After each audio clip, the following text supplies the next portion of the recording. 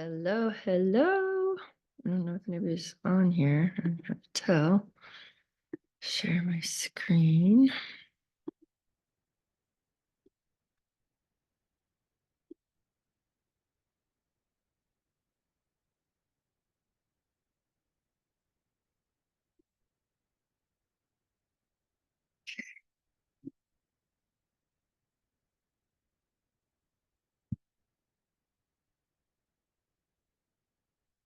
Oh, there are people here. Hi, guys.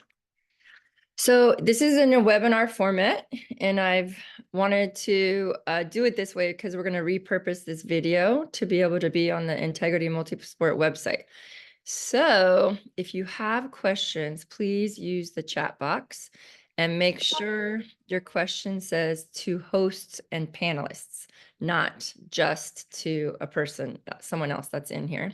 So I'd love for you to say hello and let me know. I'm going to be asking you questions along the way, and I want this to be a little bit interactive, but we're going to go ahead and get started because there is a lot to cover.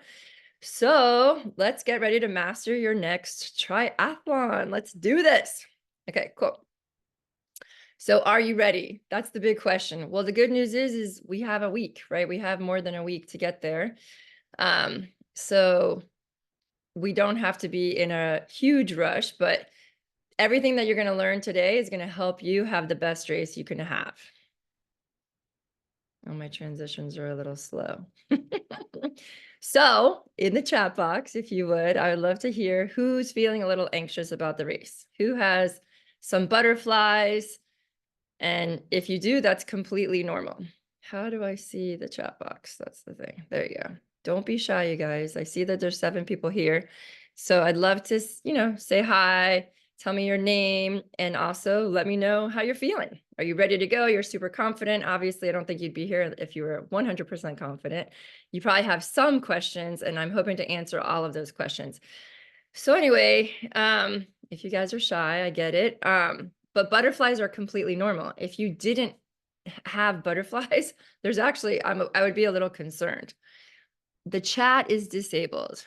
Okay, Maria, can you help? Hi, Urs, how are you? Actually, we have a picture of you, Urs.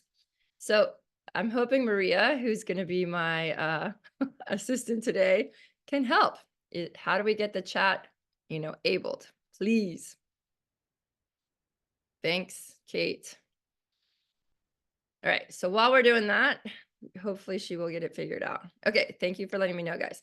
So anyway, so it's totally normal to be nervous because especially if this is your very first triathlon, there are some things that you want to do to make sure you stay safe. But if you're here in the right place to learn a lot of tips that are going to help you feel much more confident on race day. And some of the tips are going to be useful to you and some, you might not take. So, take the time to listen, take notes today. You guys are going to get a copy of the recording, which is awesome. But congratulations on taking the time for yourself, right? That's the most important thing, taking the time for yourself to really learn about the rules. We're covering everything in this webinar, so you guys are going to be well taken care of. All right, so I'm hoping Maria will figure out the chat thing because I would really like to interact with you guys. Okay. So we're going to breathe to settle in. So if you would, sit up straight in your chair, take a nice deep breath into your belly through your nose. Fill up really, really tall. Take another deep breath in, a little bit more air, and a big sigh on the exhale. Okay, we're going to inhale for 4 seconds. Hold your breath for 4 seconds. Exhale for 4 seconds. And hold your breath out for 4 seconds. We're going to do 2 more rounds of this. Inhale. Hold. Exhale 4. Hold your breath out for 4. We're going to do 1 more round. Inhale 4. Hold. Exhale. Hold your breath out. And come back to the present moment. All right. So I have some fun stuff planned for you guys for this. So, you're here, you signed up. Let's get everything you can out of this. What's in it for you? My goal for you is to come away with useful, helpful information for this race, but also races in the future, because I will be giving tips for things that might not be the case this time, like what to do about wetsuits and stuff like that. So just take the information and, like I said, apply what works for you. Number one rule, never try anything new on race day. So apply what works for you, and nothing I say, not everything I say, as I said, will be applicable to you, especially if it's your very first race. There's going to be people who are watching this webinar that have done a few races and want to get better. So take what resonates and move on. But we have time before the race. So today is all about getting race prepared, right? Because you've done, hopefully, the training. So if you leave everything to chance on race day after maybe 6 weeks or 8 weeks or 12 weeks of training, you're kind of leaving a lot up in the air. So it's really, really important to plan your race. And that's what today is about. So stay all the way to the end, and I'm going to have a little surprise for you to help you ensure that you have your very, very best race. So I wanted to say a little bit about myself. I hope it's okay to tell you who I am. So I'm Coach Erin Guthrie, owner of Full Circle Coaching. This is my daughter, Kaya Blue. She's a retired triathlete, unfortunately, but I am the owner and chief motivational officer at Full Circle Coaching. Let's go back. Here we go. So I've been a level 2 triathlon coach since 1999. I was actually one of the very first USA triathlon coaches in the country, the first 60, way back in 1999. And I have since become a holistic lifestyle coach in 2008. And I have combined my two loves, my two passions, which are holistic lifestyle coaching and triathlon, and created my triathlon transformation program. So I've coached thousands of athletes for over the last 27 years. This is actually my 28th year in the sport. I still train and I still race competitively, and I've done over 350 triathlons, and this is my lifestyle. I love the lifestyle. It has changed my life in so many good ways, but there's also been some negatives, right? So I do have processes to help athletes of all different levels, and this is not, there they are. My floatings. Okay. So Full Circle Coaching, as I said, is a virtual and local triathlon program in Miami. But my triathlon transformation program, which is this program on the left, is my signature program. It's a 16-week, 4-month program, and it will get you all the details. It's a super intense program. It's very, very specific on everything triathlon: swim, bike, run, strength, and nutrition. And the amazing thing about this program is it helps triathletes stay in the sport as long as they choose to, and not let the sport, kind of overtake them. Believe it or not, people get so excited and they do too much, too fast, too soon. And believe it or not, a lot of people don't even get to the start line of a race, right? So I also have an 8-week beginner tri program, a nutrition only program. And like I said, we do train athletes virtually and in person all over the country. And I'd love to help you if you are interested. And I'm going to be offering a gift at the end to see if you would like to work with us. All right. If you want to connect with us, give lots of free content. I have my website. I also have Instagram. I went live today on Instagram on my Full Circle Coaching page talking about how to swim when it's super duper rough. So I have lots of great content there. And then also my personal Instagram, and then YouTube. I have a huge YouTube channel. We just crossed 1,000 members. So we're super excited about that. So please take the time to follow me, like me, and you're also going to be invited to join my free Triathlon Obsessed Facebook group. All right, so enough about me. Let's see if the chat got fixed. So, okay. Okay, so the Q&A box. The chat box isn't working, so I guess the Q&A box will be where we're going to use the questions. All right, so Q&A. There we are. So yeah, so if you guys want to say hello in the Q&A box, let me know which distance of race you're racing. Okay, so this is the actual finish line of the race that you're going to be racing. So I just thought I dropped in some pictures of the actual race course. So, I do recommend checking out the race course the day before the race, but this is actually a photo from the actual race course. And I would love for you guys to tell me what distance race you're going to be doing next weekend. I'm assuming most people are doing the race for Integrity. And so Integrity and I go way back. We've been working together, I would say, for more than 20 years. I used to work with them when they owned the other company, Multi-Race. And so this race course is pretty common to me. I've been on it, I would say, probably, I want to say like probably 100 times.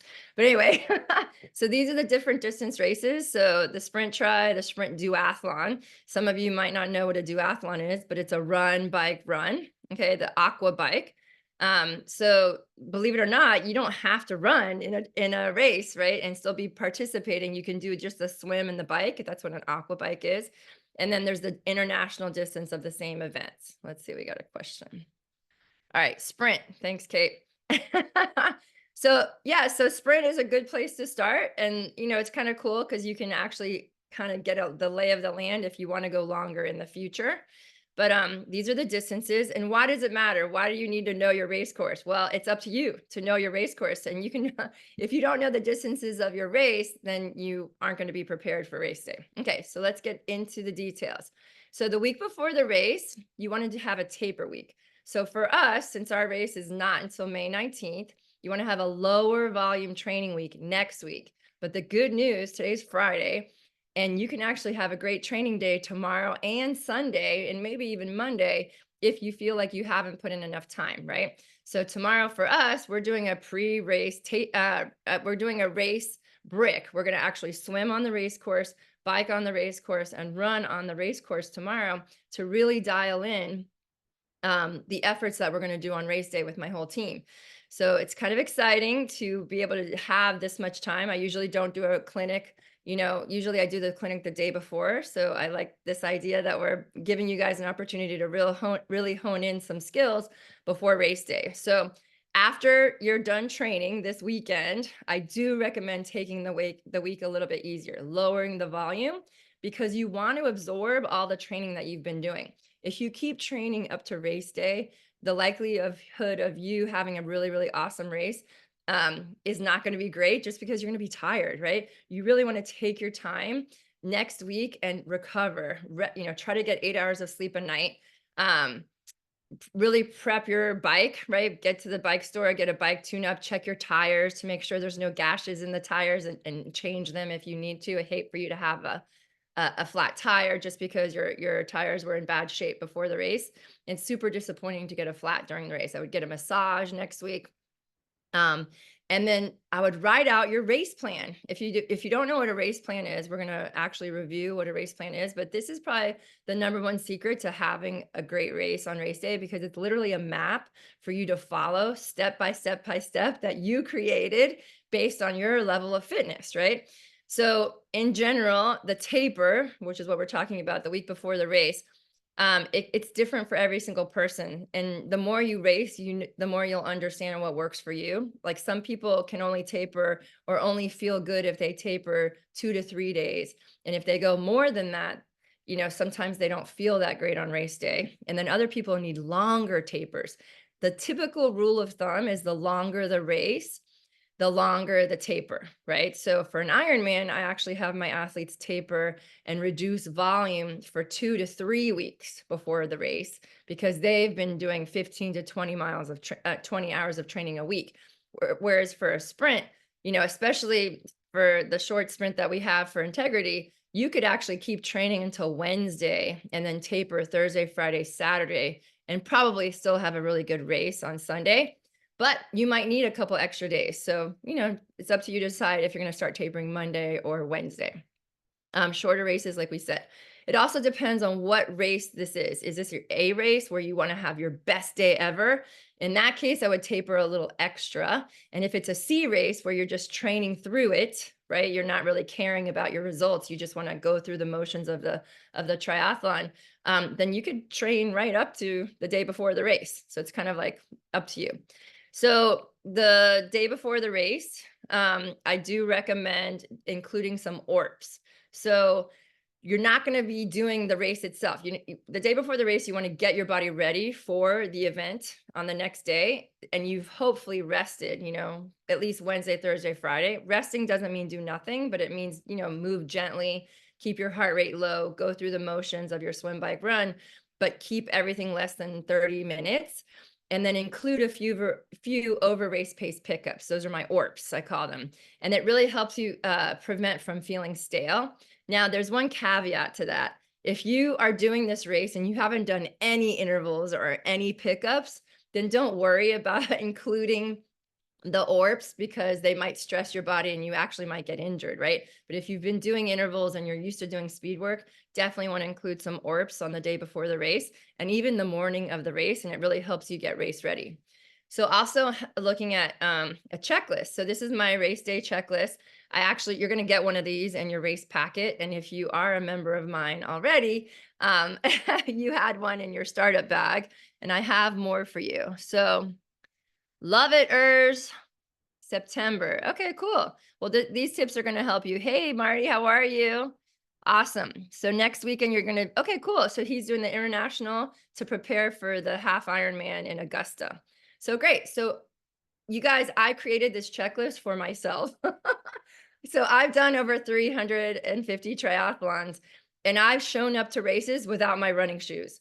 I've showed up to races and I was staring out into the water and my contact popped out.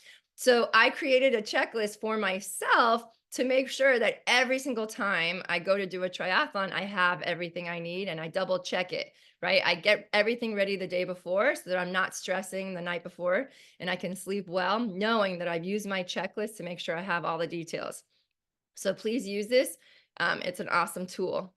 Okay, race plan. So this is what we talked about. Making a race plan is just, for me, like a game changer as far as making sure all the details are covered, right? So write out everything from Saturday before your race, if you have a Sunday race.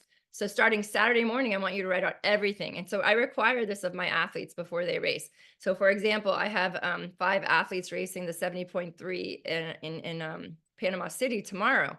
And they've all sent me their race plans, and they started with today. So I know everything that they're doing today, starting with what they had for breakfast today, what they're doing to warm up today, what time they're going to get to bed today, right? And then every single thing that's going to happen tomorrow during the race. And you want to make it as detailed as possible, and also really review your goals for the race. So for you guys next week, you have time to write out your race plan, and you want to keep it positive. What do I mean by that?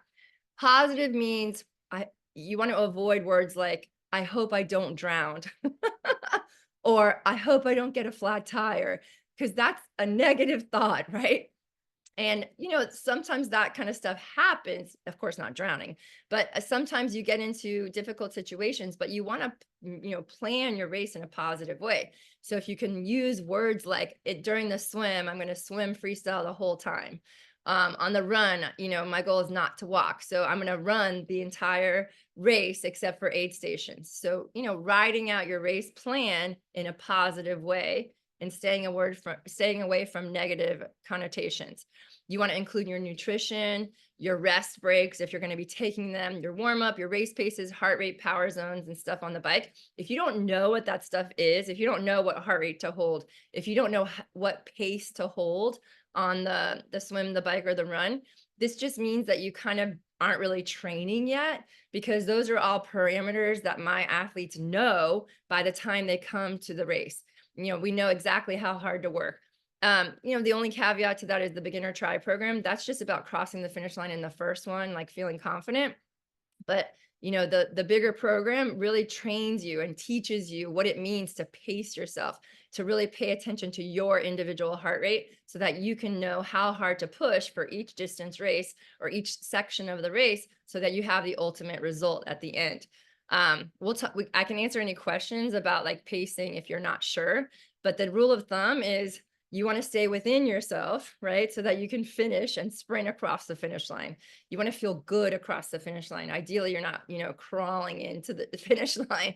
So sometimes that means holding back, depending on how much fitness you have. Okay. So I love an app called TriCalc3, and I highly recommend, if you have, a pen and paper, I would write this down or take a picture. I have a picture of it on the next slide. But basically, your TriCalc3 is just a great way to predict how long it's going to take you to finish the race. And then the other thing you want to write out is if you have any concerns. So in the Q&A section, if you guys want to drop in, like, are you worried about anything like a flat tire or a panic attack in the swim? You want to face those fears head on. You don't want to ignore them because if something then happens and you don't have a plan to deal with it, you could be in a little bit of trouble. And we want you to stay safe as possible, of course, but it sucks if you like are so scared that you're going to get a flat tire and then you end up getting one and you don't know how to change a flat. That kind of just ruins your day, right? And it's such a simple thing to go on YouTube, go to my Full Circle coaching channel, go to the bike playlist, and we have a video on how to change a flat tire. But as I mentioned earlier, if you check your tires for any gashes and make sure your tires aren't super worn down and change them before the race, if they are, your chance of getting a flat tire is pretty low. So let's drop it in the chat. Do you guys have any questions or concerns? So I don't see anything yet, but everybody has fears. Like I said, it's completely normal, but it's really important to face those fears head on and not just hope for the best, like really have a plan, right? We're going to talk about what to do when if you have a panic attack in the swim, because that's actually common, really, really common. Okay, so here's the TriCalc 3 that I mentioned. So when you pull up the app, you're going to click on the menu and you're going to click on Tri Time Predictor, okay? And you're going to click sprint, or international, whatever it is. And you're going to customize this distance because the sprint triathlon in this app says it starts with 750 yards. We know that that's not the case for this race. This race is a third of a mile. So you would put in 0.3 miles, right? And then you would put in your predicted swim pace, like how long it's going to take you per 100. Now, if you don't know that, there's actually still time to find out what it would be. I would recommend doing it's about 500 yards in the pool, right? Between now and race day. And I want you to time yourself, right? And then, and then you can kind of predict how long it's going to take you for the race. Obviously the pool is a little safer, or you can even try it in the ocean. We're going to be, like I said, on the race course tomorrow. You still have time to go out there and actually swim the distance of the race. I'm going to show you guys the race course. So you're going to put in the information here. Transition 2 is your transition from the swim to the bike. And there's a pretty good run up the beach, including a run to the parking lot. But my goal for my athletes is to be less than 3 minutes for transition 1. The bike distance is only 9 miles. So you would put 9 miles here. And again, how fast are you going to go? If you have no idea, I would, again, try to estimate as best you can. With my athletes, we know within 30 seconds of what they're going to finish a race, just because we've done the training, right? In the desired training speed and zones and heart rate and pacing that we want to achieve the goal. Like I have an athlete who's going to break an hour for the first time, most likely tomorrow or next Sunday on the race. So we know his bike speed, what speed he has to hold to be able to break that hour. Okay, transition 2 should be less than 2 minutes. Now, transitions are really easy to get better at because they don't require a 6-minute mile. They don't require a 20-mile-per-hour bike ride, right? So I highly recommend practicing your transitions and getting really efficient at them. And I'm going to be giving you some tips on how to do that at the end. Because transitions, like I said, you might be surprised at how much transitions matter if you can keep them, under this 3-minute and under this 2-minute mark. You'd be surprised how well you can do in a race when some people take a really long time. So then it comes down to the run, and it is a 3-mile run. It's not 3.1. It's exactly 3 miles. So again, what's your training been like? What do you typically do a 5K?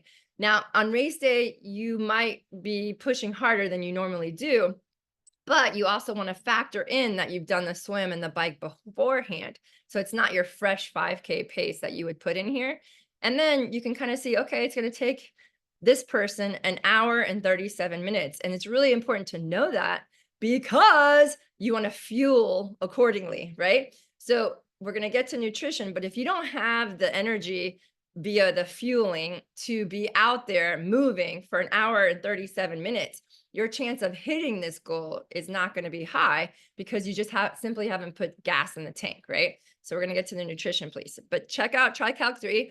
I ask my athletes to take a picture of their goal time and post it in our group chat, because you want the universe to know what your goal is, right? You know, the power of your subconscious mind is really, really strong. And if you have the goal, but you have to be realistic. Okay. So if you're brand new to the sport and you're riding a bike that's a hybrid, and you can dog paddle and you're walking the run, you're not going to break an hour, right? So we have to be realistic in our goals, but it doesn't mean you can't get there. It's just the timeline to get there is going to be a little bit longer. All right. So what to wear? This is important, especially for newbies, because a lot of times I see the newer triathletes out there in the race and they're wearing like big baggy clothes, like maybe, you know, or board shorts on the swim. And you're just making things harder on yourself. So big baggy clothes do not support, you know, flowing through the water quickly, and they can actually create drag in the water, on the bike, and even on the run. And they can actually keep you hotter. Okay. So there is triathlon specific clothing, right? So this is an example of a one-piece tri-suit with sleeves. Now, this is the fastest tri-suit you have, because when your arms are covered with the material, you actually slip through the water a little bit faster than a sleeveless. This is a two-piece tri-suit. So there's a top and a bottom, and they're separate. And, you know, there's a time and a place for both of these. You know, this one can get hot if your arms are covered, but you are faster. So that's the benefit.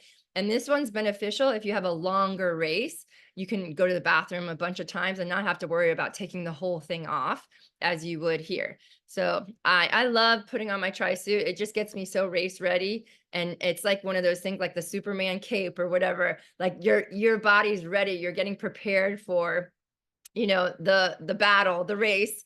And it just feels good, right? It feels good to get ready. So speed suit or wetsuit. So this is not a wetsuit legal race, but I wanted you to have the information for possibly a future race. So what is a speed suit and what's a wetsuit? A wetsuit is meant to keep you warm. And it's made of neoprene and it's a little thick, right? And so what it does is it helps you float better, and you actually go faster when you wear a wetsuit. But the races for the summer for this race series are not going to be wetsuit legal because the water is above 80 degrees right now. Now, a speed suit you can definitely wear even when it's warm and there's no flotation at all. It's very, very thin. But what happens is it repels the water. So you actually slip through the water, and it does give you some speed. So if you're looking to pick up some speed in the swim, I highly recommend getting a speed suit and wearing it over your tri-suit. You have to have your tri-suit on underneath. You do not want to do the whole race in your speed suit. You want to take it off after the swim. So let me know if there's any questions regarding any of this stuff. All right. So the day before the race, or in our case, I think you can pick up your packet even like Wednesday next week. But you want to pick up your packet, right? And check out the race course. We're going to go over the entire race course here. But what's in your packet? Typically you get a swim cap and it's a particular color based on your age group or your wave. And you get your race numbers, and we're going to review where they go. You get a helmet number. And that one's really, really important if you want to have a photo of yourself on the bike. Because all the triathletes look exactly alike on their bike with their helmet. Like, you don't know who's who. So if you don't have your race number on the front of your helmet, you're not going to be able to find your photo.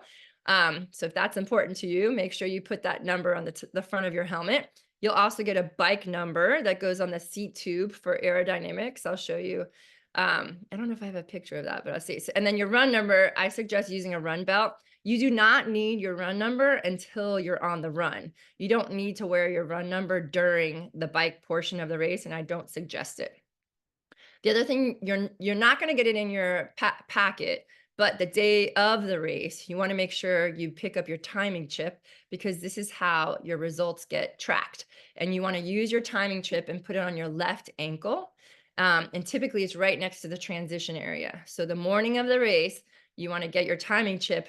Make sure you put it on your left ankle, because you don't want it to come undone. It is hooked with Velcro, and sometimes it can get a little bit messed up during the swim, and you don't want anything to happen where it could get caught in your chain ring or on your chain on the bike if you're wearing it on your right foot. So the rule of thumb is always wear it on the left foot and pick it up the race morning, and then when you cross the finish line, they take it back. If it does get lost, I mean, they do their best, but you are responsible for it. So I definitely would recommend using a safety pin to, like, secure it well to your ankle. But I also recommend you using your own Garmin to time yourself, because sometimes the timing chip, doesn't work or whatever the case is. And so I've been able to make my race results, given them to the race director myself when the timing chip didn't work, because I had all the results on my watch. The other thing that's in the goodie bag is usually some swag. And like I said, you guys are all going to get a copy of the checklist if you're doing the Key Biscayne race May 19th. I think if you guys, you're going to get a follow-up email from me. So I'm happy to include it there as well. So I wanted to include a picture of my race bag. So this is what I use before every single race. And it's basically keeping everything in one place, so I don't have to run around and collect all my goodies, to prepare for my race. So things that are in here that are important. So baby powder and Vaseline, non-petroleum Vaseline, extra CO2s, lights. I mean, now we all have our phones, so we don't really need to have a headlamp, but sometimes it's a little dark in the morning. And if you don't want your hands free, you can use a headlamp to help set up your transition area. I always have extra nutrition, because sometimes a race gets delayed, or, I didn't eat enough for breakfast, or whatever the case may be. I put lights on the bike, especially if I'm going to do a bike warm up before the race when the sun has not come up. I want to be super safe and make sure anybody in a car who's driving to the race sees me if I'm warming up. I always have some extra electrical tape, of course, my race numbers. And then I usually have 2 pairs of goggles, because, I don't know if the old cliche, you're ready to go and you put your goggles on and it breaks, right? Well, you have an extra pair, no problem. And then the other thing is using defogger, having a little bit of defogger, so you make sure your goggles don't fog up. The newer the goggle, the less chance that they're going to fog up on race day. So I actually keep a pair of goggles that are just for racing for the whole year, and I don't use them in training. So I make sure that they say, not scratched, and they're super pristine. And then bug spray, because sometimes there are bugs. If it's not windy, you can get eaten alive by the no-see-ums. And of course, a visor. And I use a brightly colored swim cap from one of my old races to help mark my transition area, because believe it or not, sometimes it's hard to find or remember where your transition is. Okay. So this is all the stuff that's usually in my race bag. Oh yeah. Contacts. I told you the story about how my contact popped out. I usually always carry, there's my contacts, an extra pair of contacts now. So I make sure that that's not going to happen again. So these are your race numbers, and they all come in one unit right now, instead of like these 3 separate ones. It's kind of cool how they've, developed it. But this is the bike helmet one. This is the run number, and this one goes on your bike. So that's how it sticks to the front of the helmet. You want to make sure it's visible. This is the number that's going on your run belt. I do have run belts for sale if you guys are interested in getting one. And I will be bringing them to the race as well. Okay, so you got your race numbers. The other thing about the race numbers is now they use tattoos a lot. So when you put on your tattoos, make sure you take the plastic off so the tattoo doesn't get ruined. And you want to put your race number on your left arm, and if you can, your left calf, because that's where the officials are going to see you while you're riding your bike or while you're swimming. You're going to be, your left arm is going to be the visible part. Now, say you have a long sleeve tri-suit, meaning it goes down to your elbow, you can put your race number right on your forearm. Okay. But you want your left arm to have the race number if it's a tattoo. And if you mess up your numbers, your tattoos, you can always use a Sharpie. Just know that the Sharpie will stain your tri-suit. So just be careful, like when you use the Sharpie, make sure your arm is super dry, and then don't put on your tri-suit for a couple minutes so it doesn't rub off on the tri-suit. And then if you're going to use sunscreen, make sure the Sharpie and the sunscreen don't blend together, because that creates a giant mess. All right, so race prep. 2 days before the race, I recommend the day off. So next Friday, complete day off, sleep in, super chill, right? Get everything organized, but don't stress and don't train. The day before the race, though, I do recommend those orbs, a short swim, a short bike, and a short run. We're talking a 10-minute swim. We're talking a 20-minute bike and maybe a 10 or 15-minute run. All very, very easy, except for a few pickups, okay, orbs. And what is an ORP? We talked about an over race pace pickup. You want to pick up those feet and swing those arms and, swim hard for 30 seconds or a minute and then recover completely, and do that 2 to 3 times. You can do that on the swim, on the bike, and on the run. And it kind of just helps you feel fresh and not stale from the days of recovery that you've taken the few days of before. So if possible, whenever you can, you want to practice on the race course that you're going to be racing. This is important, especially if you're going to be traveling for any races, to know the race course. And I would recommend driving the bike course, right? Especially if it's a new town and you've never been there. And then you can actually ride the run course or portions of the run course. And then, of course, look online. We're going to review the courses today. Plan ahead. Do they require a bike drop off the day before? This race does not. You're going to bring everything the morning of the race, and you're going to set everything up in transition. You also want to check out the weather. I've already looked ahead, and we aren't quite close enough to see what the wind is going to be like, but it says like 20% chance of rain for the few days before. So we should be pretty good, but it was really windy out there today. So I always expect wind on Key Biscayne. Okay, cool. So it's your responsibility to know the race course. This is really, really important because many times athletes get lost on the race course and they blame the volunteers, but the volunteers are not there to help you know where to go. You need to know where to go. So this is, every single race, there's someone angry because they went off course. And they don't get the race result that they wanted. So it's up to you to know the race course. So you can go to the website and they have very interactive maps. We're going to review everything right now. But again, everything you can do to know the race course, it's up to you. So this is Key Biscayne and this is Crandon Boulevard. And this is where you would come in to park, okay, on Key Biscayne. It's North Beach is the entrance. But you can't come in here. This is the normal entrance to North Beach, but on race morning, you have to go down and then come around, cut through here to park. Okay. So you can park anywhere in here. I would suggest parking as close to the transition as possible. This is the transition area. And this, straight down is the ocean. Like the beach is that way, right? After there's more of the park is there, but this is your transition area. Okay. So this is the swim. Okay. So like we said, here is where the transition area is, right in this middle box. That's where the transition area is. Okay. So we're going to run through the entire race from start to finish, but I just want, like I said, it's important for you guys to know the race course. For the sprint race, you're going to walk down here from the transition area. You're going to walk down to the beach and you're going to walk all the way up to start your swim course. But for me, for my athletes, I don't recommend they walk. I recommend they swim from the swim exit to the start so that it gets super warmed up.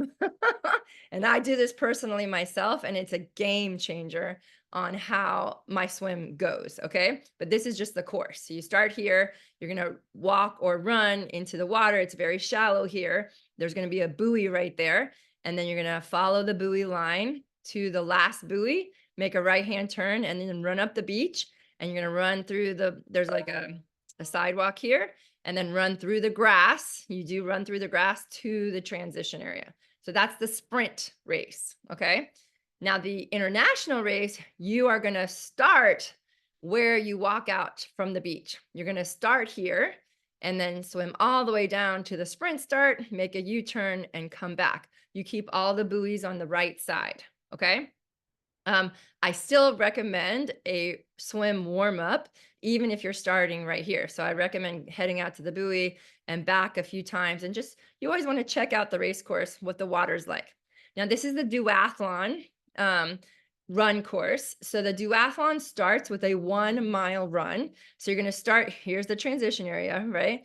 And so you're going to start here, just a little bit outside the transition area, and you're going to go down here and go a loop around the track and head back, and then you're going to go to transition and get on your bike and do the run. So it's a 1 mile for the duathlon. It's a 1 mile run and then a 9 mile bike, or if it's the double distance, an 18-mile bike. So this is the bike course. So here is the transition area. You go out on Crandon Boulevard and you're going to go down on to Crandon Boulevard. You go over the Rickenbacker Bridge. You make a U-turn about 500 yards past the bridge, and then you come back, and everything is closed on the right-hand side of the street. So if you've ever been to Key Biscayne, you know it's a 6-lane road. And so 3 lanes heading towards the city, hit 3 lanes back. And for the race, we occupy all of the northern, this side of the causeway. So the road is closed for the course, but that doesn't mean it's not dangerous, and we will talk about that.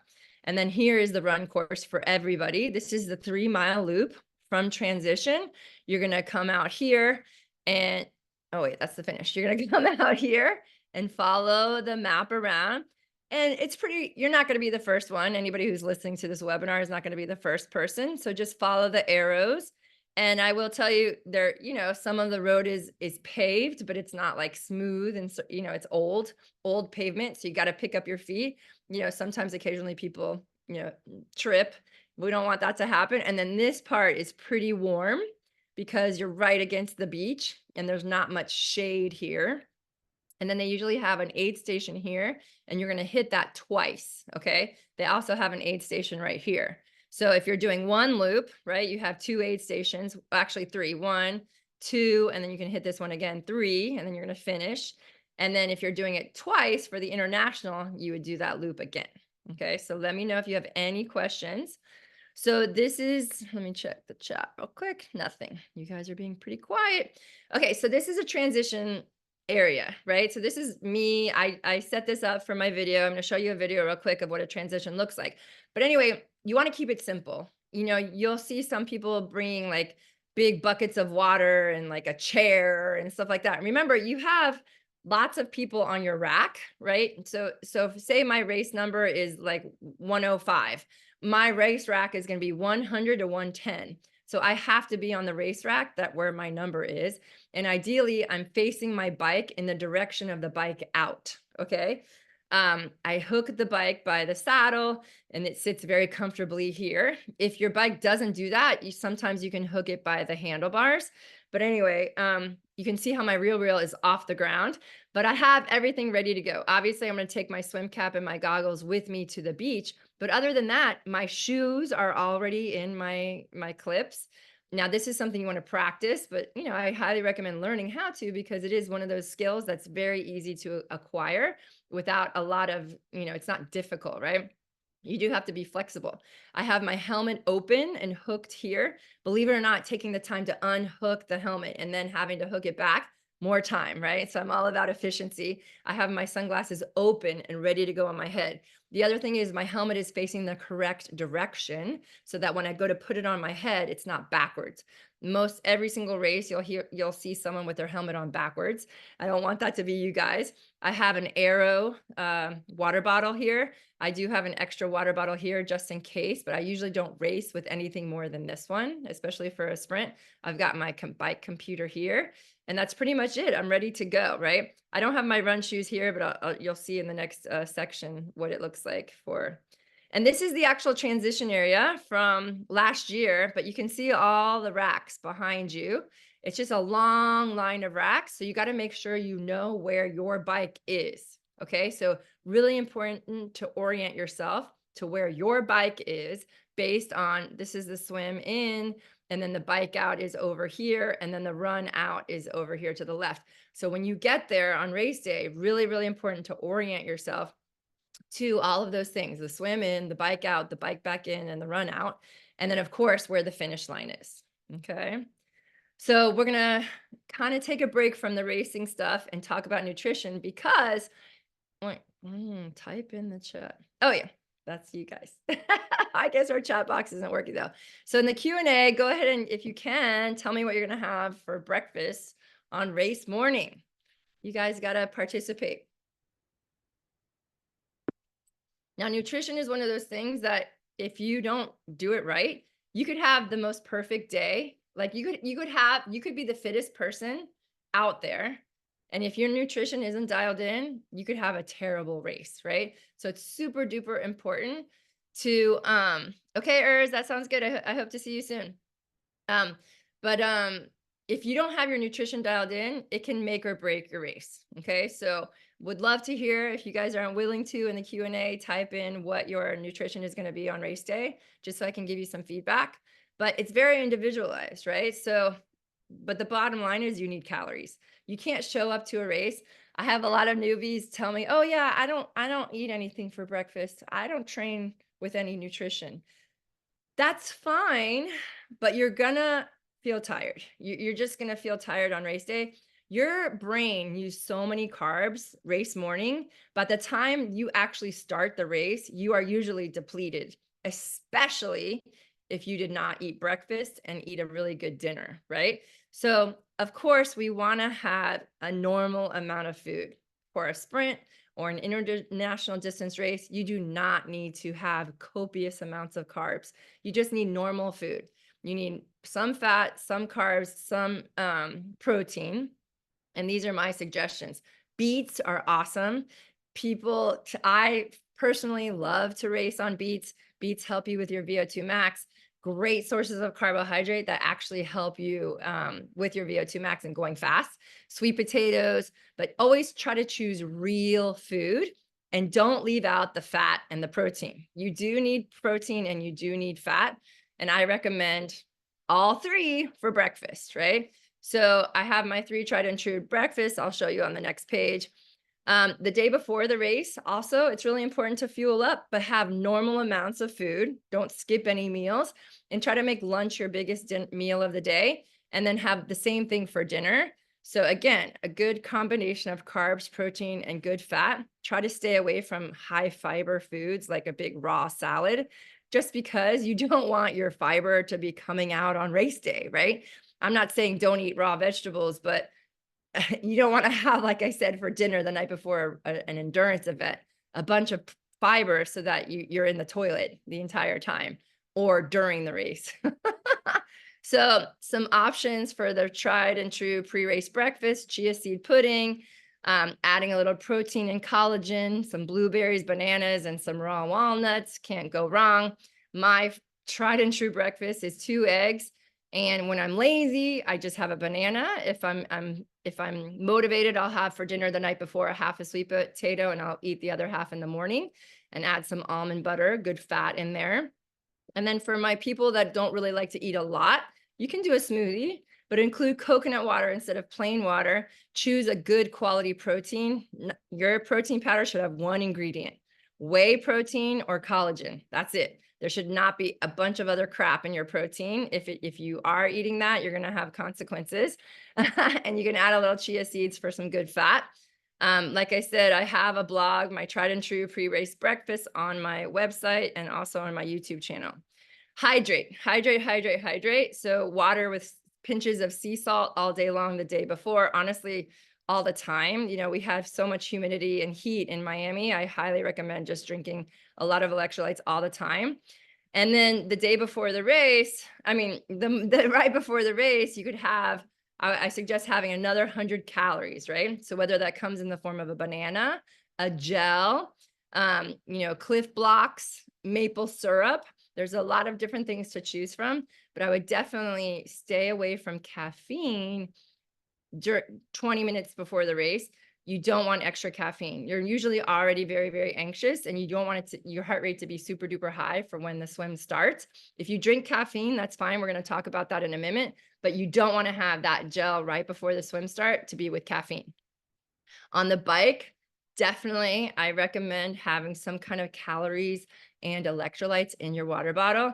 Doesn't have to be a lot. My favorite is plain Vitargo, which is sweet potato starch. There's no other ingredient in it.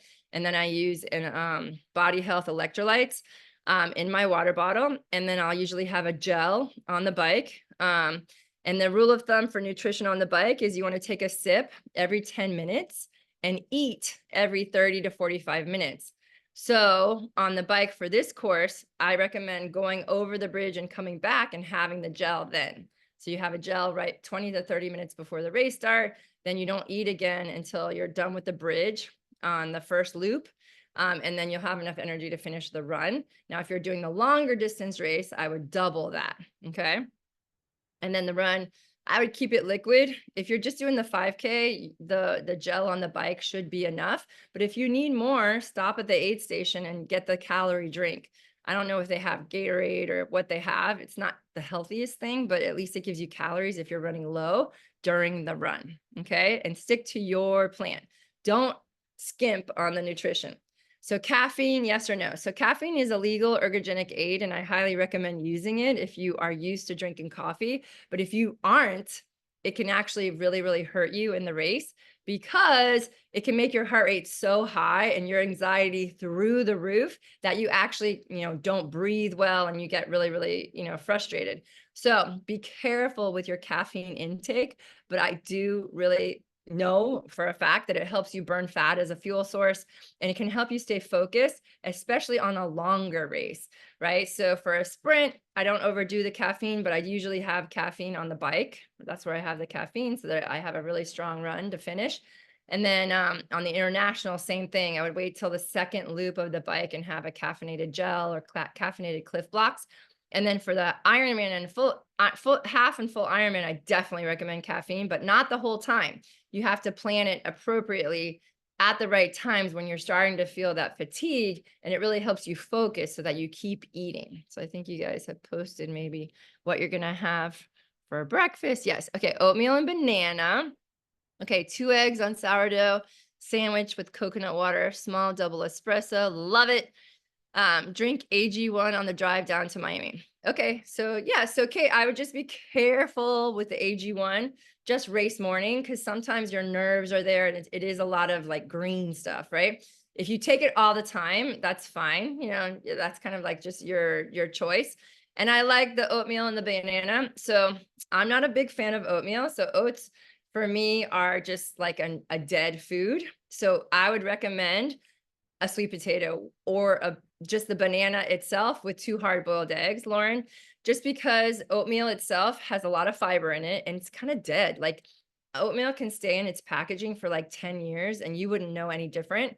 And you just put warm water on it and then it's like fiber. That's pretty much it. So for me, I choose more of a nutrient dense option for my carbohydrates. So play with it this week if you're willing to, Lauren, and maybe try the sweet potato and or you know, just another source of carbohydrate that's not the oatmeal. Just see how you feel different. I've had people switch and be like, oh my God, I had so much more energy when I use a sweet potato or the beets, right? Whole Foods have those pre-cooked beets in a little package. I love those. And they're so easy to eat. And they have like a little apple cider vinegar, which is really good for digestion. But talk about rocket fuel. That stuff works like great. So this looks good, Kate. And I love the little espresso. Just be careful not to have too much so that you don't, especially your first race. Never try anything new on race day. So practice this stuff this week. Okay, so follow your plan on race day. So wake up 2 to 3 hours before and eat that 300 calories. For this distance race, I would say 300 calories is fine. If you're doing a half Ironman, you need more calories before the race.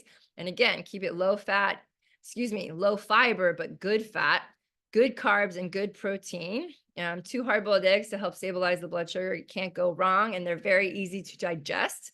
And you always want to use something you've eaten before. So again, practice, practice, practice.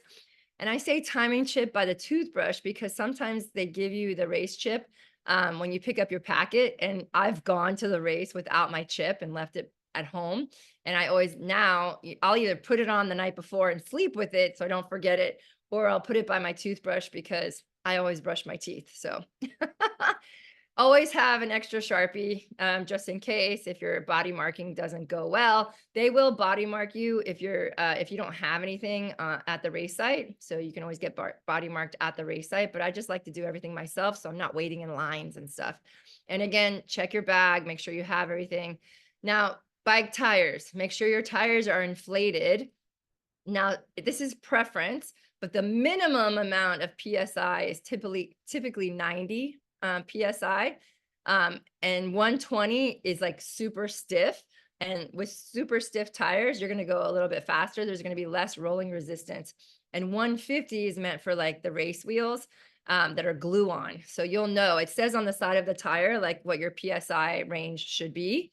So plan on getting to the race site about an hour and a half. So if your race starts at 7, I would recommend getting there by 5:30, so 6:30, 7, right? So you have plenty of times. You're not running around, especially if there's an accident on the road or whatever the case, you find parking, you're not just rushed.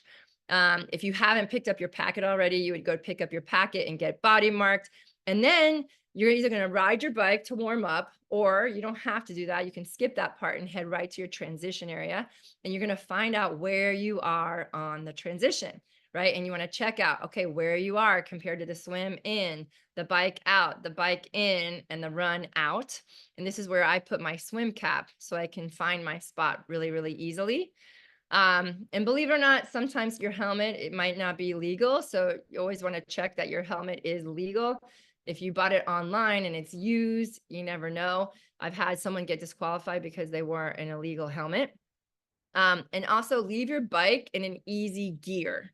When you rack the bike, like we showed in that picture, you don't want to have your bike in a super hard gear when you go to get on, because I've literally seen people fall over at the bike start because their gears were so hard.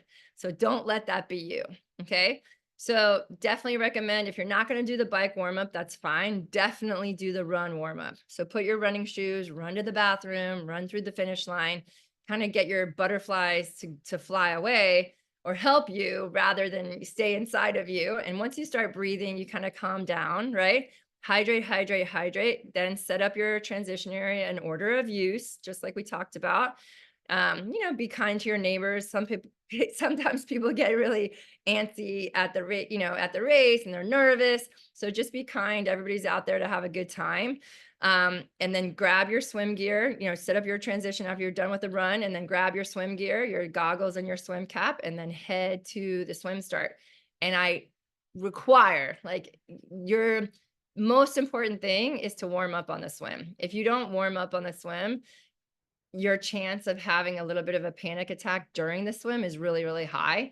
And like I said, I've done over 350 triathlons, and I would say I've had panic attack in probably 20 of them, just because I didn't prepare for the swim as much as I should have.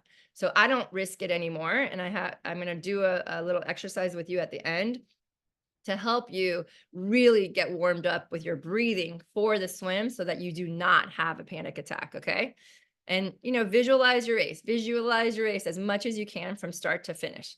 So things to consider. Are you going to do shoes in the pedals? I don't recommend that unless you've trained it, but it's definitely something to work for in the future. Socks or no socks. I have another surprise video at the end, teach you how to do that. But again, you don't want to not wear socks unless you've practiced and trained with it, because you could get blisters and bloody feet, and it's not fun. Pacing, right? So you need to pace your race. You don't want to go as fast as you can the entire time. You want to start slow and build the pace as you go, or start slow and stay consistent, right? The race doesn't really start until the last mile of the run, right? In reality. So pacing is racing. Make sure your chip is on the left ankle, speed suit or not, clear and tinted goggles we talked about. Elastic laces. Now, this is a really great tip. Like, you have time to invest in some elastic running shoelaces, and it just makes your foot so much easier to slide into your shoe. If you have these elastic laces on, you don't have to take the time to tie your shoelaces. Believe it or not, when your heart rate's really high and you're tired and you're frantically trying to get your shoe on, tying your shoelaces can become hard. And then how to ride the bridge. So this is a really important thing, because we do have the bridge on this particular race. And a lot of times people attack the bridge and try to go up it as fast as they can. And what happens when you do that is that you're literally wiped out at the top, and then you can't really take advantage of the downhill because you're so tired. So for me, I recommend taking the bridge easy, right? Make your gears lighter so you're spinning, right? You have less resistance as you're going up the bridge.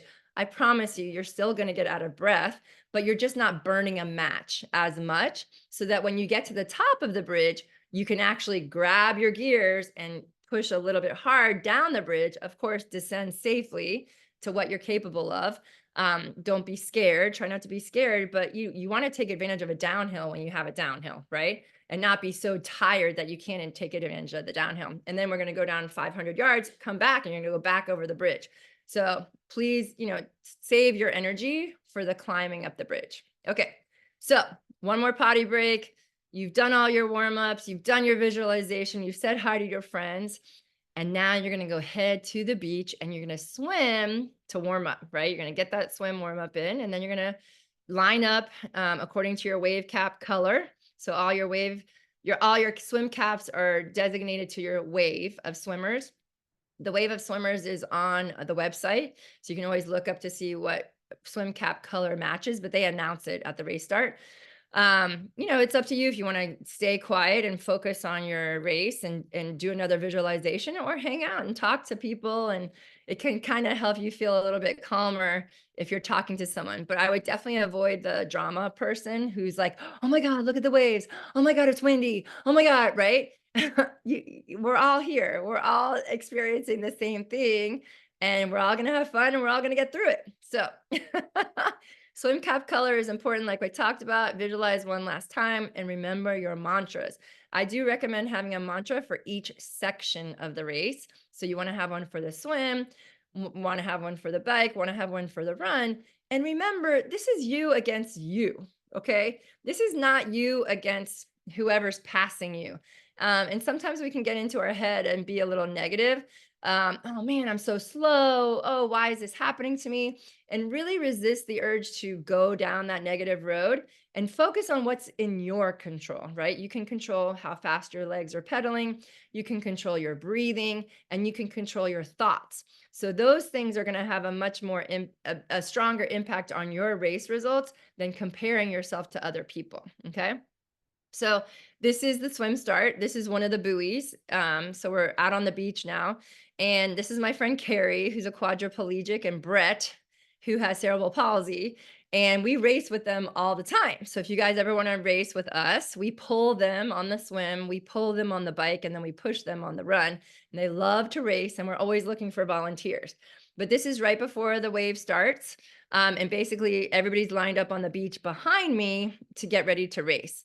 So it's up to you to line up with the right group and start, one at a time. Okay, so here are the swim details. All right, let me see if there's any other questions real quick. I think we're good. Yeah, and don't be afraid to ask me questions or stop me in the moment. And you're of course, message me if you need anything in the future. Okay, so I wanted to include about the wetsuit because, like I said, this is not a wetsuit legal race because the water is already in the 80s. But if the water was 78 degrees or less, it would be wetsuit legal, okay? And that's not the case for Ironman. I think it's 76 degrees or less. So we don't have to worry about wetsuits for this race. But you do want to know what wave you're in, your swim cup color.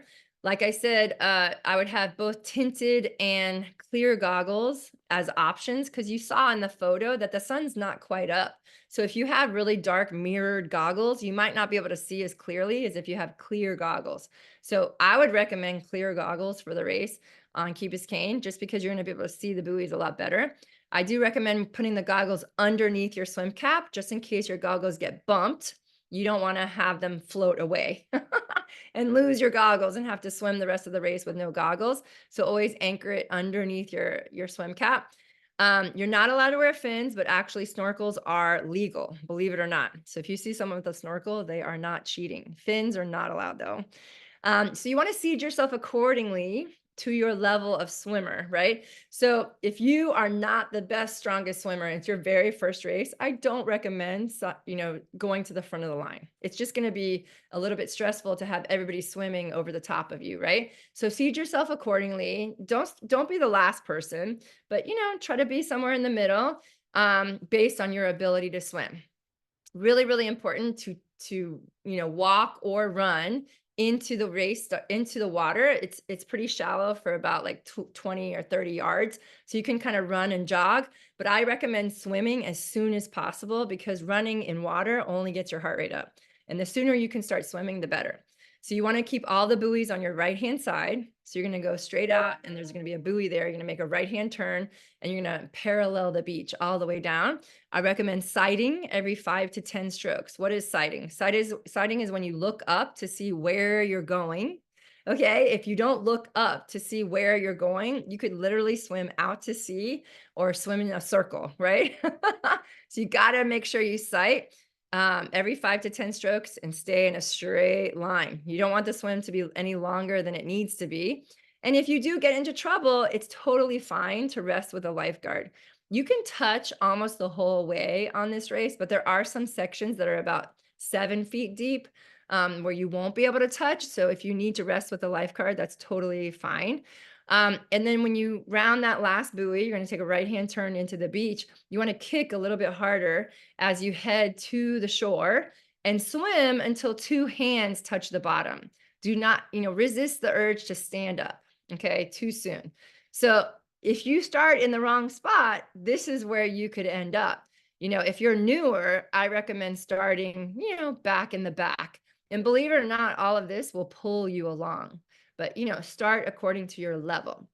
This is not the race that we're doing, but I just wanted to give you an image because this is what it can get like if you're in the middle of all this. So please start at your own level. Okay. So what happens if you do have a panic attack?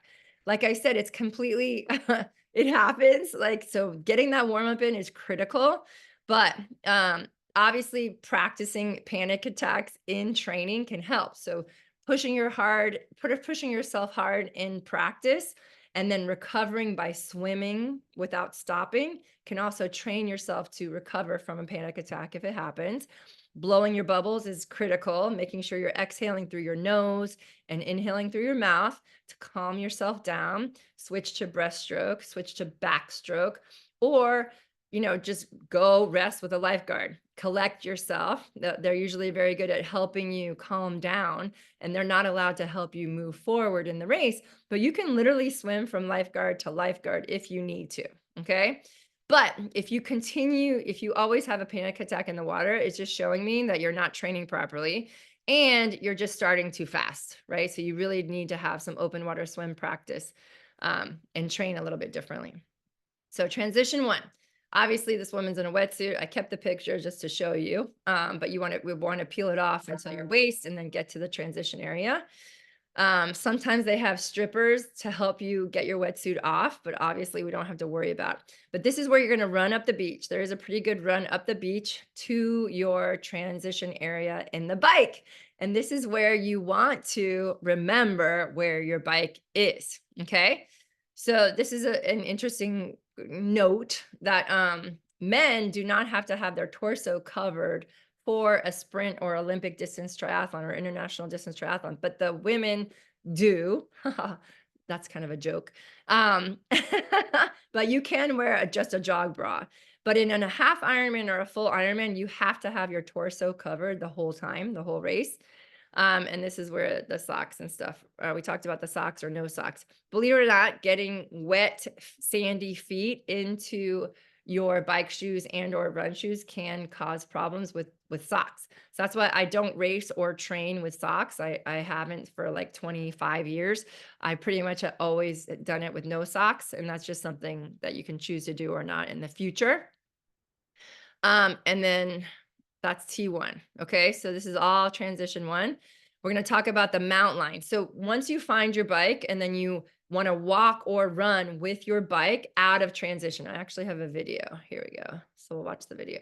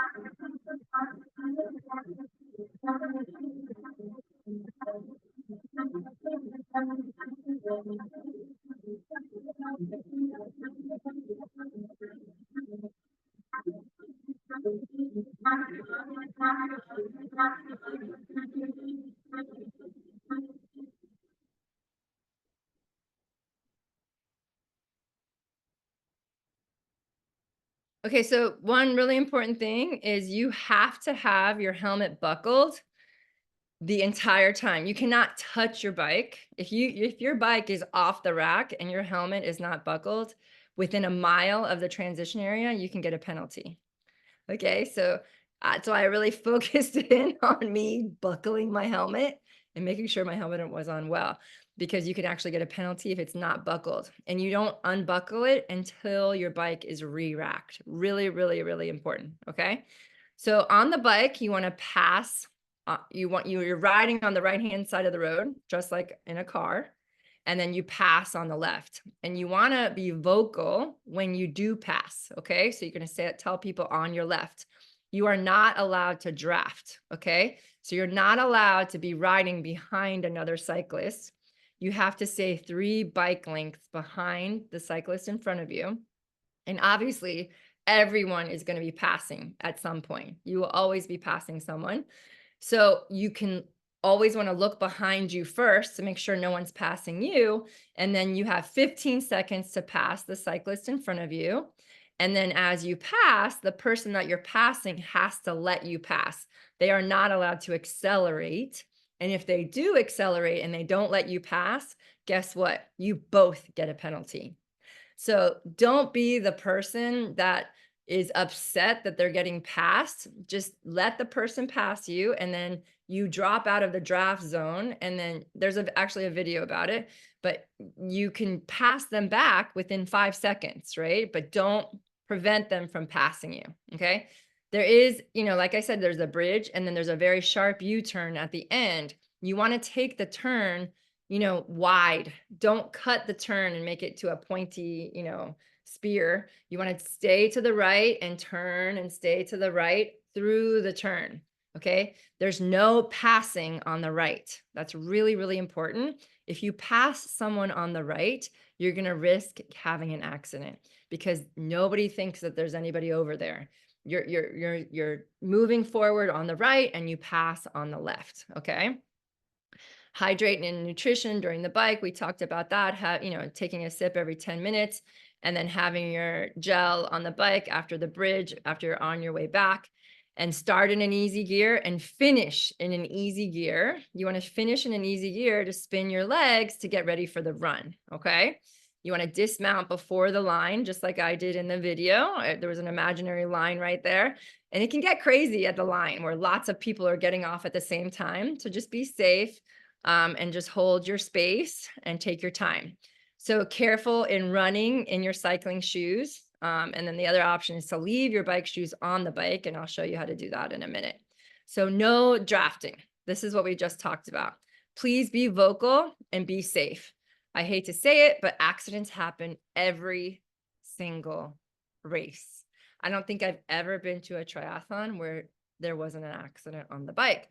And it's unfortunate because people don't take the time to learn the rules. These are the rules and you need to abide by the rules. However, you will see many people breaking the rules. So it's up to you to stay safe and be responsible for yourself, and be vocal, right?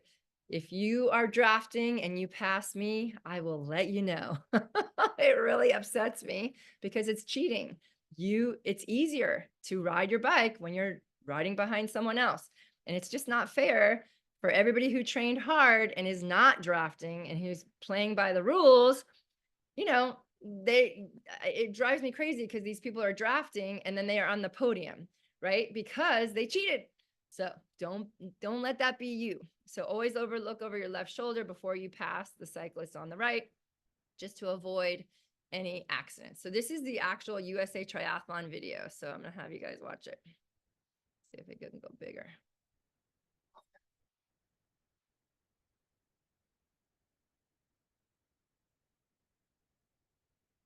The USAT has many rules regulating the sport of triathlon. The rules that you'll need to be aware of while on the bike are the ones governing drafting and positioning. When riding in a triathlon, it is stated that you must ride to the far right side of the road and only pass on the left. When you're passing another cyclist in a race, you only have 15 seconds. That means once you initiate a pass, your front wheel must break the plane of the front wheel of the rider being passed. Passing someone who is just slightly slower than you, make certain to gather your strength and make a firm pass where you'll be able to move to the right after the pass. If someone passes you quite fast, that is no problem whatsoever. You will not have to alter your riding at all. If you want to repass the rider, you must first move out of the drafting zone before mounting your counterattack. All right, so regarding that, I don't know why every single person who was passing got out of the saddle, but I do not recommend that. You want your butt on the saddle the entire time, the entire race, especially up the bridge, especially when you're passing, because when you get out of the saddle, your heart rate will spike and you'll have a hard time recovering. So please do not get out of the saddle to pass or climb. Okay, so transition 2, you kind of saw me already do a transition 2 where I came off the bike and then I unclipped my helmet, I put my run shoes on, right? And you saw how I put my feet in my shoes and it was super easy because I had elastic laces. And just another reminder of the rules, there's no headphones allowed on the bike, in the swim, on the bike, and on the run. So this is just an example of a more advanced transition. So obviously showing you how to get out of a wetsuit quickly.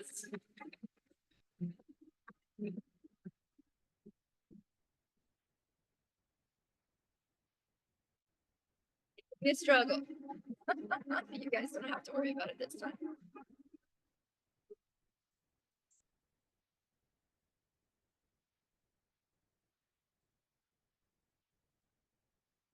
This time I'm leaving my shoes in the bike.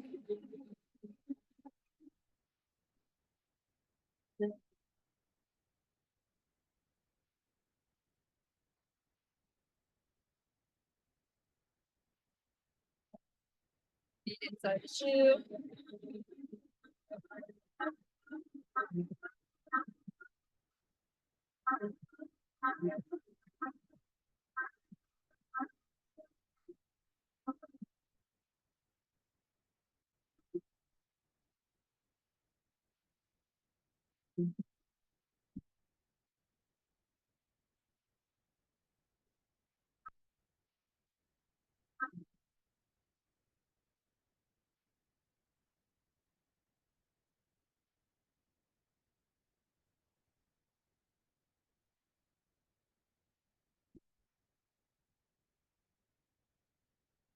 And there's transition 2. All right, we're almost done, you guys. Hang in there with me. So pacing is racing. Take each discipline at your own ability. If you start too fast, you're going to end up blowing up. And that's not the idea. The idea is to be consistent and steady paced through the entire race and have a gradual increase in speed, and not have a staccato effort, right? Knowing your heart rate zones, your pace, your power can be tools that can help you. But if this is your first race, enjoy the experience. Take it all in. Try not to stress about the result as much as the journey, okay? Knowing your edge can really help, because if you know that your heart rate should stay under 160 and you have your watch on and your chest strap on and you see your heart rate's 166, you're going to end up walking shortly, right? So stay within yourself and know yourself. Make sure you're getting your nutrition and hydration the whole race. So mental skills. So you always have more than you think you do, especially on race day. If you can really dig deep and use your mantras and think about your process, like how you're swimming, how you're biking, and how you're running, you can usually do more than you think you should. A great book is How Bad Do You Want It by Matt Fitzgerald. It just talks about, people who've overcome amazing odds just because they wanted it so badly. Your mental skills are everything on race day. And then what do you say to yourself when it gets tough? Like, do you want to walk? If your goal is not to walk and you just find yourself walking every single time, if you start to go negative, oh, I'm such a loser, I can't believe I do this, really have a plan in place to literally see a stop sign in your head and focus. Okay, deep breaths, fast arms, fast feet, slow down, but don't walk, whatever the case is, right? But be nice to yourself. That's the whole point, right? Plan for what if and practice it. Meaning, if you don't want to walk, then slow your pace down. If you don't want to get a flat tire, practice changing a flat tire just in case, or get the new tires, right? So my race this weekend, for example, I don't remember what that was about, but there's always instances. I've done over 350 triathlons, and I learned from every single race. And I love racing, and I love the way I feel across the finish line. There's no other place that I experience that kind of a rush and that kind of a joy. And I love sharing all the things that happen to me in races with you guys, so that you prevent anything bad from happening. And then you also enjoy the benefits. And remember why you're out there, right? Are you out there to be mad at yourself, or are you out there to have a good time? Sometimes compare schlager can get the best of us, and we're missing the whole entire point. This is you against you. And, practicing those mantras are really, really fun. So I am going to ask you right now, go ahead and share your mantras, right? I would definitely recommend between now and race day, take 5 minutes a couple of times, maybe 5 to 10 times, and visualize your race exactly how you want it to go from start to finish. If you've been on the race course and you've dialed in all those questions, you can visualize everything that you need to. And your subconscious mind is so, so, so powerful. Michael Phelps has some amazing YouTube videos on what he was able to accomplish. He would imagine every single scenario. He would imagine what would happen if his goggles got filled with water, if he missed the wall on a flip turn. Like, he had every single scenario planned out. And he said he, was always blown away at how well things turned out, just because he saw them going right, everything going right so many times in his mind. So I also have a follow along meditation of a race on my YouTube channel, so you can definitely check it out. And remember, follow your race plan, not anyone else's, and visualize and imagine everything in a positive way, and use your mantras.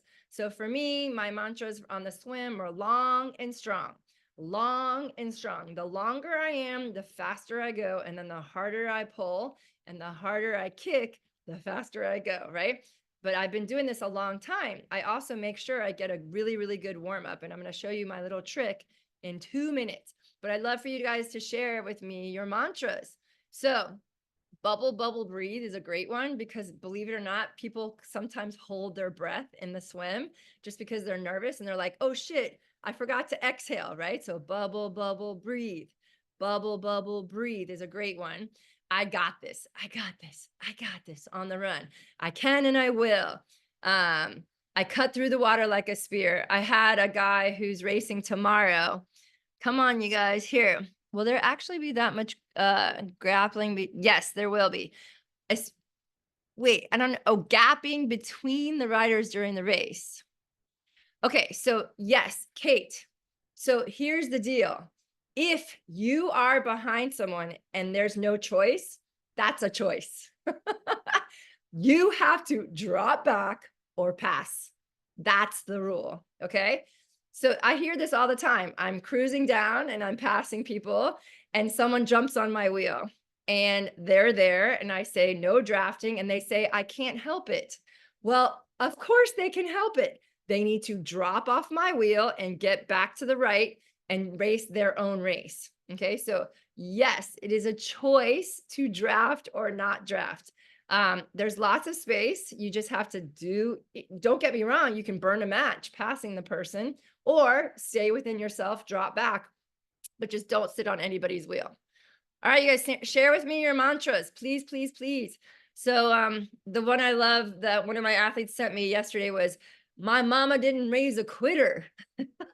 I think that's just awesome. Of course, when you are out there, thank the volunteers. They are not getting paid to be out there. And enjoy yourself. Be friendly. Everyone's out there to have a good time. And, things can get tense when our adrenaline is up. I myself have an alter ego that sometimes comes out, so I apologize if I say things a little bit aggressively while I'm out there, but I'm in race mode. And I love this one, smile even when it hurts, because obviously, honestly, when you smile, you release endorphins and it can take some of the pain away if you are struggling.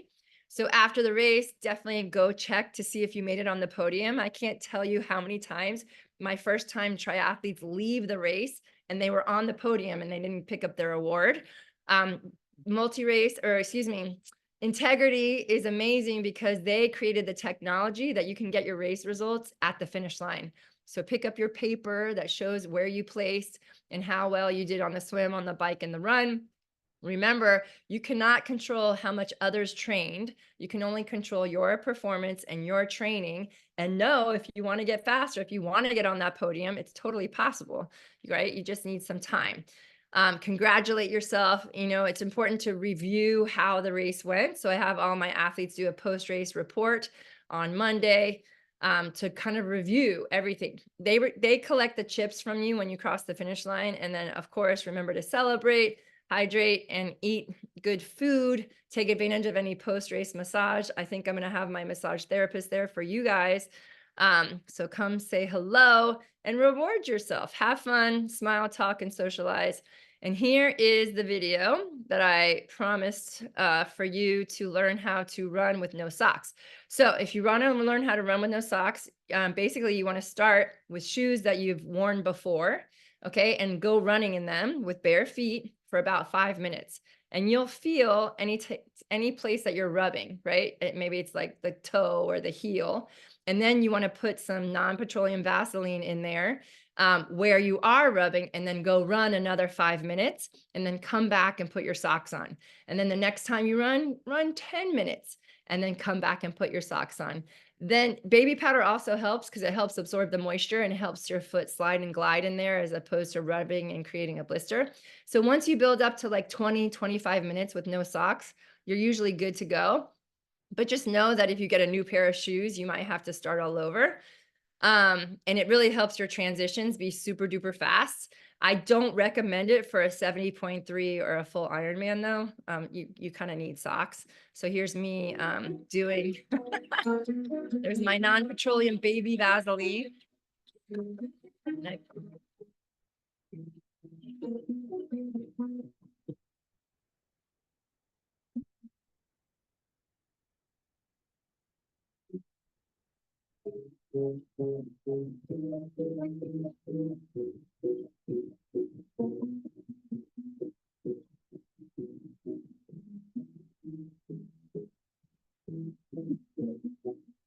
All right, so as promised, we're done with the clinic. If you want to stick around for this, I would highly recommend it. Just because I'm gonna unshare real quick just to do this together with you guys. So let's go full screen. Okay, so what I want to do is take a nice deep breath in through your nose and out your mouth. And what you're gonna do is we're gonna do 30 rounds of inhale nose, exhale mouth. And then we're gonna breathe our breath out, okay, and hold our breath for 30 seconds, and then inhale, hold our breath for 30 seconds. We're only gonna do 1 round, but I recommend 3 rounds before race day. And I would love for you guys to practice it this weekend or next week before you're doing your training. And I promise you, it will help you prevent any kind of panic attack in the water. I also have 3 rounds. I think I do 3 rounds on Instagram. There's in one of my videos. So let's do it together right now. So you're gonna inhale through your nose, exhale through your mouth.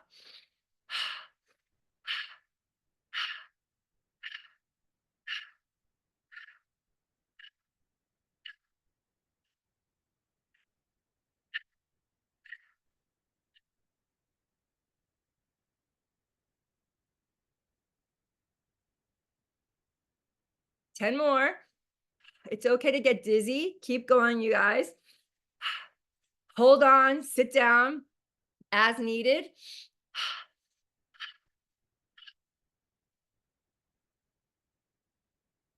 Now exhale everything out.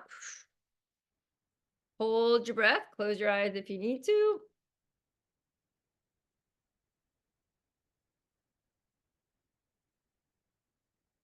I like to go for at least 30 seconds if I can. If not, go as long as you can, and then inhale, fill up, hold.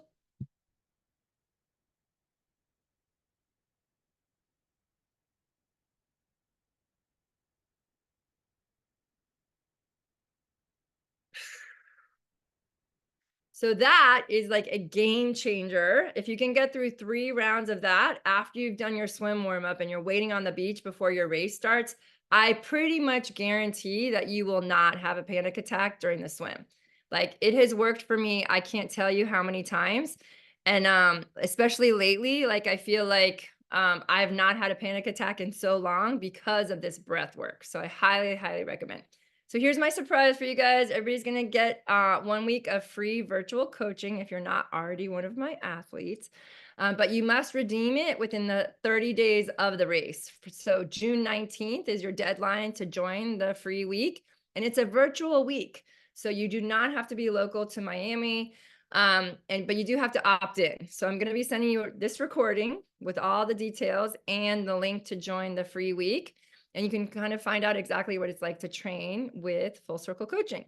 So do you guys have any questions? I feel like that is the most comprehensive race clinic I've ever done. So I feel like everything is out there. And if you are local in Miami, I will be practicing on the race course tomorrow, as well as next Saturday. And if you'd like to join us, you're welcome to join us, and you can DM me and you can join our practice. So I'd love to meet you guys. And give me any feedback. Let me know what you thought of the clinic. If you have any questions, you can always DM me anytime or message me. I'm on Instagram, on Facebook, like we talked about. Please follow, like, and subscribe, especially the YouTube channel. It has so much good stuff.